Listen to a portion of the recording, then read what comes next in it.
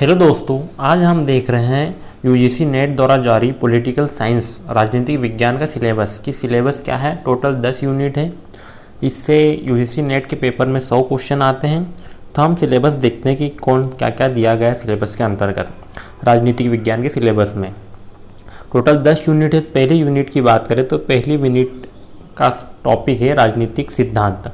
राजनीतिक सिद्धांत के अंतर्गत इन्होंने दिया गया है राजनीतिक अवधारणा है, जिसके अंतर्गत स्वतंत्रता, समानता, न्याय, अधिकार, लोकतंत्र, शक्ति और नागरिकता वर्णित है। सेकेंड पॉइंट में है राजनीतिक परंपराएं, जिसके अंतर्गत साइज छोटा कर लेते हैं पहले तो इसका।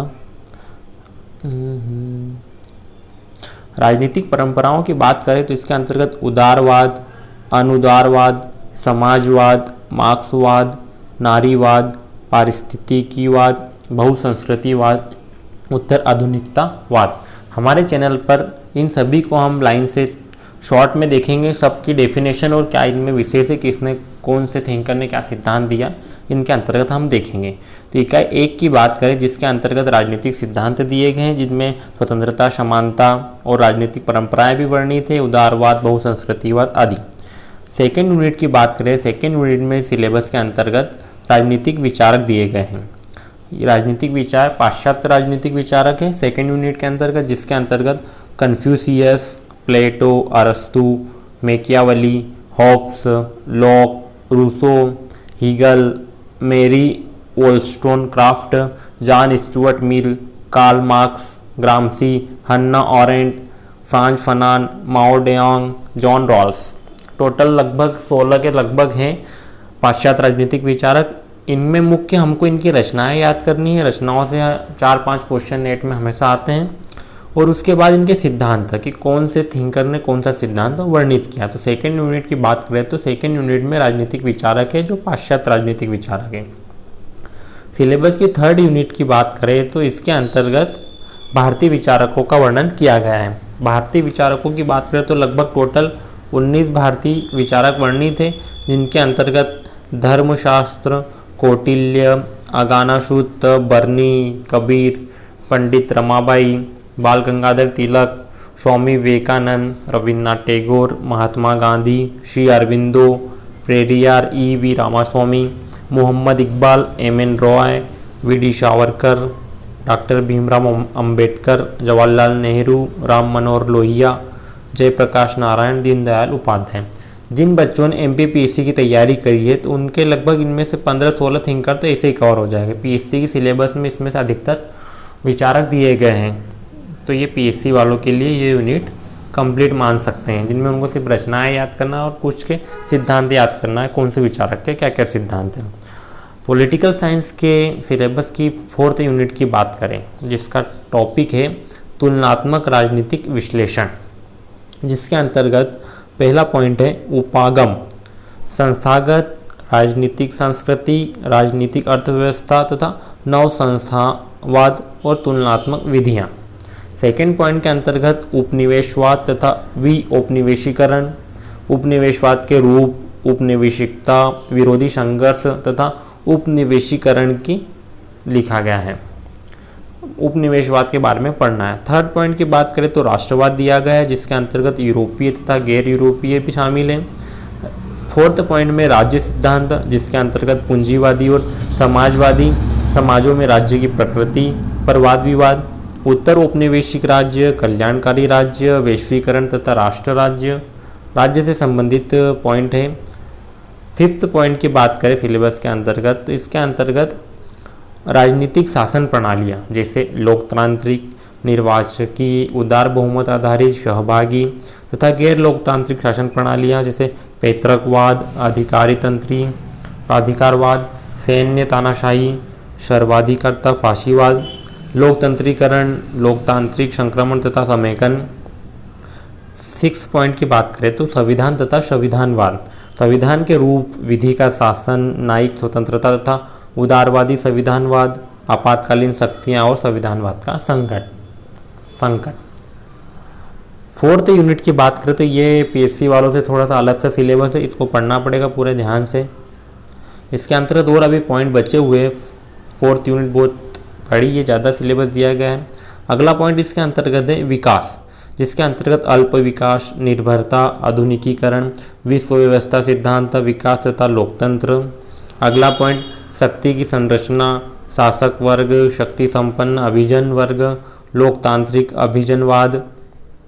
अगले पॉइंट की बात करें तो अगले पॉइंट में 4th यूनिट के अंतर्गत कर्ता और प्रक्रियाएं, जिसके अंतर्गत निर्वाचन पद्धतियां, राजनीतिक दल तथा दलीय प्रणाली, हित समूह, सामाजिक आंदोलन, नव सामाजिक आंदोलन, गैर सरकारी संगठन, एनजीओ तथा नागरिक राज्य। ये पूरा एमपीपीएससी की सिलेबस से कॉपी है, तो उसके अंतर्गत ये सब मेंस के अंतर्गत वर्णित है। तो पीएससी वालों के लिए आधा सिलेबस तो कवर आराम से हो जाएगा।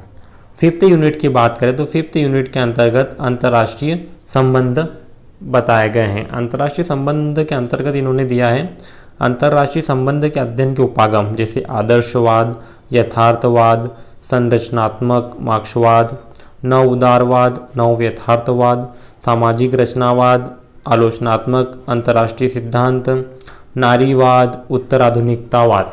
ये थोड़े से पॉइंट हम पहली यूनिट में भी देख चुके हैं, नारीवाद, उत्तराधुनिकतावाद।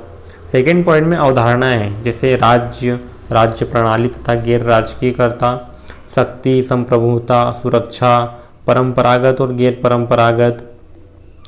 थर्ड पॉइंट के अंतर्गत संघर्ष तथा शांति, युद्ध की बदलती हुई प्रकृति, सामूहिक विनाशकारी हथियार, निवारण, संघर्ष विनियोजन, संघर्ष रूपांतरण आदि। अगले पॉइंट के अंतर्गत संयुक्त राष्ट्र से संबंधित दिया गया है, जिसके अंतर्गत लक्ष्य, उद्देश्य, संयुक्त राष्ट्र की संरचना तथा इसकी कार्य प्रणाली का मूल्यांकन, शांति और विकास से संबंधित दृष्टिकोण, मानवीय हस्तक्षेप, अंतर्राष्ट्रीय विधि, अंतर्राष्ट्रीय अपराध न्यायालय। ये भी पीएससी के अंतर्गत स्टूडेंट पढ़ चुका है। अगले पॉइंट की बात करें तो अंतर्राष्ट्रीय संबंध की राजनीतिक अर्थव्यवस्था, जिसके अंतर्गत वैश्वीकरण, वैश्विक अभिशासन तथा ब्रेटन वुड प्रणाली, उत्तर दक्षिण संवाद, विश्व व्यापार संगठन, WTO, G20, ब्रिक्स सम्मेलन। ये भी पीएससी के अंतर्गत पढ़े हुए। क्षेत्रीय संगठन की बात करें, यूरोपीय संघ, अफ्रीकी संघ, संघाई कोऑपरेशन ऑर्गेनाइजेशन, आसियान। ये भी पूरा यहाँ से यहाँ तक पीएससी के अंतर्गत स्टूडेंट पढ़ा हुआ है, ये कवर हो चुका है पीएससी वाले स्टूडेंट का। अगले पॉइंट की बात करें तो इसके अंतर्गत है समसामयिक चुनौतियाँ, यूनिट नंबर 5 के अंतर्गत ही अंतर्राष्ट्रीय आतंकवाद, जलवायु परिवर्तन, पर्यावरणीय चिंताएं, मानवाधिकार, प्रव्रजन, शरणार्थी, गरीबी तथा विकास, धर्म, संस्कृति तथा पहचान, राजनीति की भूमिका। ये सब चीज़ें भी पीएससी मेंस के अंतर्गत वर्णित है। लगभग 5th यूनिट भी आधा कवर हो जाएगा पीएससी के स्टूडेंट के। 6ठी यूनिट की बात करें तो 6ठी यूनिट के अंतर्गत भारत की विदेश नीति का वर्णन किया गया है। विदेश नीति के अंतर्गत इन्होंने दिए पॉइंट, भारत की विदेश नीति पर दृष्टिकोण, उत्तर औपनिवेशिक, विकासात्मक, उदयमान शक्ति तथा उभरती हुई राजनीतिक अर्थव्यवस्था के रूप में भारत की पहचान। सेकेंड पॉइंट में है भारत की विदेश नीति में निरंतरता और बदलाव, सिद्धांत तथा निर्धारक तत्व, गुट निरपेक्ष आंदोलन की ऐतिहासिक पृष्ठभूमि तथा प्रासंगिकता, भारत की परमाणु नीति, प्रमुख शक्तियों के साथ भारत के संबंध, संयुक्त राज्य अमेरिका, सोवियत यूनियन, रूस, पीपल्स रिपब्लिक ऑफ चाइना। अगले पॉइंट में दिया गया है बहुध्रुवीय दुनिया के साथ भारत का संबंध, यूरोपीय संघ के साथ भारत के संबंध, ब्रिक्स, आसियान, संघाई कोऑपरेशन ऑर्गेनाइजेशन, अफ्रीकी संघ, दक्षिण अफ्रीकी विकास समुदाय, गल्फ कोऑपरेशन काउंसिलिंग। अगले पॉइंट की बात करें तो अगले पॉइंट के अंतर्गत पड़ोसी देशों के साथ भारत का संबंध, जैसे सार्क, गुजरात सिद्धांत, लुक ईस्ट, एक्ट ईस्ट, पूर्व की ओर देखो, पूर्व की ओर कार्य करो, लुक वेस्ट, पश्चिम की ओर देखो नीतियों का के बारे में पढ़ना है। अगले पॉइंट के अंतर्गत अंतर्राष्ट्रीय शासन व्यवस्था में भारत की पराक्रमणकारी नीति, संयुक्त राष्ट्र, विश्व व्यापार संगठन, अंतर्राष्ट्रीय मुद्रा कोष, जलवायु परिवर्तन पर अंतर सरकारी पैनल। अगला पॉइंट है समसामयिक चुनौतियाँ, जैसे समुद्री सुरक्षा, ऊर्जा सुरक्षा, पर्यावरणीय सुरक्षा, प्रव्रजन तथा शरणार्थी, जल संसाधन, अंतर्राष्ट्रीय आतंकवाद, साइबर सुरक्षा। ये हमारी 6 यूनिट कंप्लीट हो गई भारत की विदेश नीति, जिसके अंतर्गत अधिकतर टॉपिक एमपीपीएससी के सिलेबस से जो कवर हो जाएंगे, बाकी को हम देखेंगे। सातवीं यूनिट की बात करें तो सातवीं यूनिट में राजनीतिक विज्ञान के अंतर्गत दिया गया है भारत में राजनीतिक संस्थाएं, भारत से संबंधित है। तो ये तो पॉलिटिक्स से आ जाएगा, जो सरल सा टॉपिक है। जैसे भारतीय संविधान का निर्माण, औपनिवेशिक विरासत, भारत के संविधान निर्माण में भारतीय राष्ट्रीय आंदोलन का योगदान, संविधान सभा का गठन, वैचारिक अवलंबन, संवैधानिक बहस। थर्ड पॉइंट है संविधान का दर्शन, उद्देशिका, मौलिक अधिकार, नीति निर्देशक सिद्धांत। फोर्थ पॉइंट में भारत में संविधानवाद, लोकतंत्र, सामाजिक परिवर्तन, राष्ट्रीय एकता, नियंत्रण और संतुलन, मौलिक संरचना पर बहस, संविधान में संशोधन। अगला पॉइंट केंद्रीय कार्यपालिका, राष्ट्रपति, प्रधानमंत्री, मंत्रिपरिषद। अगला संसद, उसकी संरचना, भूमिका तथा कार्य पद्धति, संसदीय समितियाँ। आगे न्यायपालिका, उच्चतम न्यायालय, उच्च न्यायालय, न्यायिक समीक्षा, न्यायिक सक्रियतावाद, न्यायिक सुधार। पूरा पॉलिटी इसमें दिया गया है, जो आसानी से कवर हो जाएगा और सरल सा टॉपिक है। यूनिट 7 के अंतर्गत ही आगे और दिया गया है, जैसे राज्यों में कार्यपालिका तथा विधानमंडल, राज्यपाल, मुख्यमंत्री, राज्य विधानमंडल। आगे भारत में संघवाद, सशक्त केंद्र परक संरचना, असममित संघीय प्रावधान तथा अनुकूलन, अंतर सरकारी समन्वय, क्रियाविधि, अंतर्राज्यीय परिषद, उभरती हुई प्रवृत्तियाँ। आगे निर्वाचन प्रक्रिया तथा भारत का निर्वाचन आयोग, निर्वाचन प्रक्रिया का संचालन, नियम, चुनाव सुधार। निर्वाचन प्रक्रिया से क्वेश्चन आ सकता है, क्योंकि अभी लोकसभा चुनाव है और लोकसभा चुनाव के बाद ही एग्ज़ाम कंडक्ट होगी। आगे बात करें इसी यूनिट में तो स्थानीय शासन संस्थाएं, जैसे कार्य पद्धति तथा सुधार। अगले पॉइंट में संवैधानिक तथा सांविधिक निकाय, जैसे नियंत्रक एवं महालेखा परीक्षक केग। उसके आगे राष्ट्रीय अनुसूचित जाति आयोग, राष्ट्रीय अनुसूचित जनजाति आयोग, राष्ट्रीय मानवाधिकार आयोग, राष्ट्रीय महिला आयोग, राष्ट्रीय अल्पसंख्यक आयोग। इस यूनिट के अंतर्गत पढ़ना है। यूनिट 8 की बात करें तो इसके अंतर्गत भारत की राजनीतिक प्रक्रिया का वर्णन किया गया है।